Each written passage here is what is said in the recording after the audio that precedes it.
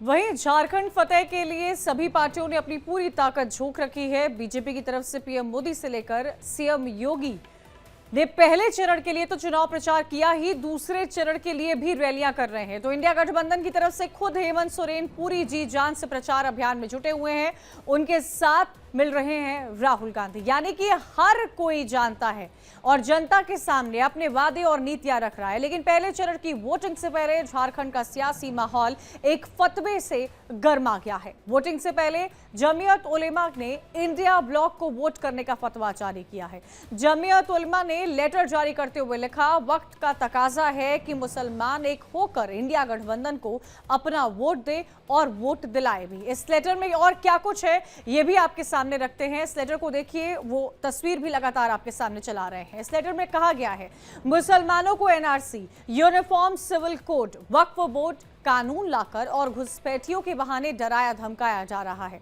इस सिलसिले में जमीयत उलेमा झारखंड से राय मशवरा करने के बाद जमीयत उलेमा जिला लोहरदगा मुसलमानों से अपील करती है कि वक्त का तकाजा है कि मुसलमान एक होकर इंडिया गठबंधन को अपना वोट दें और दिलाएं।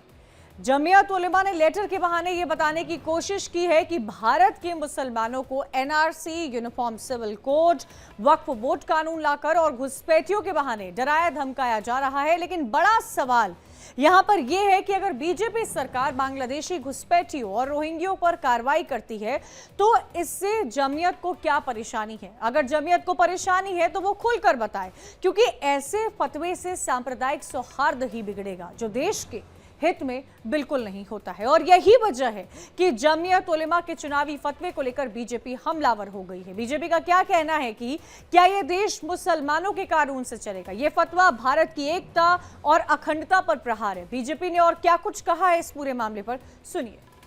बाय यूजर, मतलब जो यूज करेगा, जहां वक्फ अपना हाथ दे देगा वही उसकी संपत्ति हो जाएगी। ये कांग्रेस ने कानून बनाया। यदि उस कानून पर बहस चल रही है, अभी पास नहीं हुआ है, उसके लिए कहते हैं कि हम आपके खिलाफ वोट देंगे।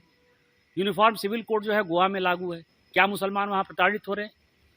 इस आधार पर जो जमाते उलामा हिंद ये कर रहा है, तो ये इंडी गठबंधन को ये बताना चाहिए कि ये देश बाबा साहब अम्बेडकर के संविधान से चलेगा या ये देश कुरान के आधार पर चलेगा, आयत के आधार पर चलेगा, मुस्लिम वक्फ बोर्ड के आधार पर चलेगा, सुन्नी वक्फ बोर्ड के आधार पर चलेगा, सिया वक्फ बोर्ड के आधार पर चलेगा।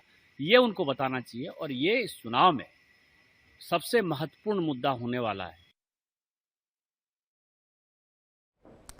एक तरफ बांग्लादेशी घुसपैठियों के मुद्दे पर फतवा जारी हुआ तो दूसरी तरफ एक्शन भी हो रहा है। ईडी ने मतदान से ठीक पहले झारखंड और पश्चिम बंगाल में 17 जगहों पर छापेमारी की है। ये छापेमारी बांग्लादेशी घुसपैठ, देह व्यापार और मनी लॉन्ड्रिंग से जुड़ा बताया जा रहा है। जानकारी के मुताबिक ईडी की टीम कई लोग और संगठन की सीमा पार घुसपैठ से जुड़ी वित्तीय गड़बड़ियों की जांच कर रही है। झारखंड विधानसभा चुनाव के लिए पहले चरण में 43 सीटों पर वोटिंग होनी है। वहीं पश्चिम बंगाल की 6 विधानसभा सीटों पर उपचुनाव होने हैं।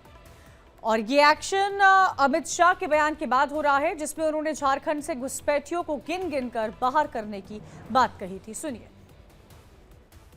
ये हेमंत बाबू जो है